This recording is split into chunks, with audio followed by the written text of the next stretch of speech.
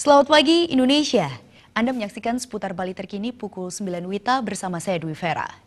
Kewaspadaan dan kesadaran masyarakat menjaga lingkungan tetap bersih sangat diperlukan saat musim pancaroba.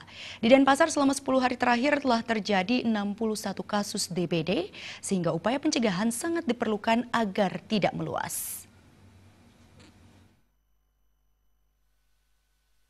Musim pancaroba seperti sekarang ini, kasus demam berdarah dengue (DBD) semakin banyak. Bahkan selama 10 hari di bulan April 2016 ini, sudah terjadi 61 kasus DBD di Denpasar.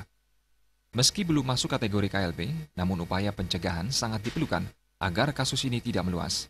Kepala Dinas Kesehatan Kota Denpasar, Lu Sri Armini mengungkapkan, di Kota Denpasar tahun 2016, kasus DBD jauh menurun dibandingkan tahun 2015.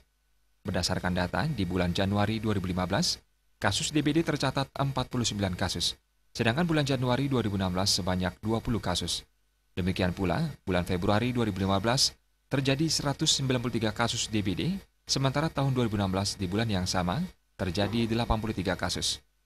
Pada bulan Maret 2015 terjadi 279 kasus, sedangkan Maret 2016 terjadi 242 kasus. Sementara dalam 10 hari terakhir di bulan April 2016 terjadi 61 kasus DBD. Lu Sri Armini mengatakan pemerintah Kota Denpasar melalui Dinas Kesehatan Kota Denpasar terus gencar melaksanakan abatisasi massal dan fogging, di samping melaksanakan upaya preventif seperti PSN guna memutus penularan mata rantai DBD. Masyarakat yang sangat kita perlukan, ya selain kita sudah melakukan langkah-langkah ya, jadi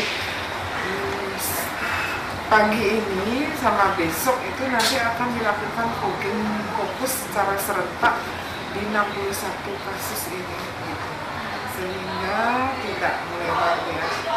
Namun tetap juga PSN.